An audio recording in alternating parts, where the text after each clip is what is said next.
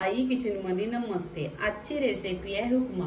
सकाळी आपल्याला नाश्त्यासाठी उपमा हेल्दी आहे म्हणून आजची रेसिपी उपमा आहे। इथे आहे ना 1 वाटी रवा आहे, तर आपण इथे आहे ना भाजून घ्यायचा। भाजल्यानंतर रवा आहे ना पोटासाठी चांगला असतो, नाही तर काय लोक कशी रवा भाजून घेत नाही, पण नेहमीच भाजून घ्यायचा।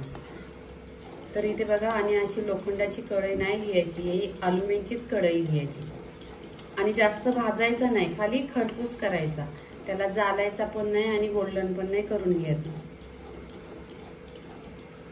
1-2 मिनिटं आहे ना भाजून घ्यायचं आणि भाजायसाठी तेल नाही घ्यायचं, असंच कढईमध्ये भाजायचं।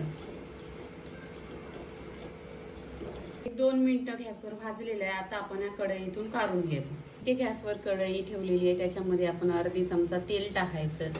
तेल गरम झाल्यानंतर आपण इथे आहे ना काजूच्या बिया पण आहेत, 7-8 आहेत, त्या पण चांगल्याशा खरपूस भाजून घ्यायच्या। त्या भाजतानाच तिथे आपण शेंगदाणा पण टाकायचं, त्याच्यात छान असं ते पण भाजून घ्यायचं तेलावर। ते छान येतो। बिया पण असे बघा गोल्डन झालेले आहेत काजूच्या, ह्या आपण काढून घ्यायच्या। इथे त्याच तेलात काय करायचं, आपण अर्धी चमचा मोहरी टाकायची। मोहरी छान अशी तरतरली का तिथे जिरं टाकायचं। जिरं टाकल्यानंतर आपण ते कढीपत्ता टाकायचा। कढीपत्ता टाकल्यानंतर कांदा टाकायचा।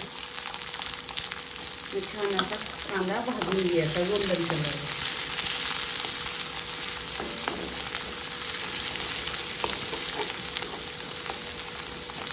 इथे आहे ते 1 ते 2 हिरवी मिरची आहे, ती पण तेलावर परतून घ्यायची।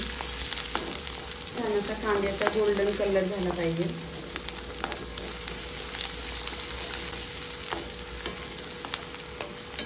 इथे फोडणीमध्ये आपण हळदी पावडर टाकायची अर्धी चमचा, कोण नाही टाकत पण आपण टाकायचा, टेस्ट पण छान येतो आणि पोटासाठी चांगलं असतं। इथे बघा आपली फोडणी झालेली आहे। इथे आपण रवा भाजून घेतलेला आहे पहिले, तो टाकायचा।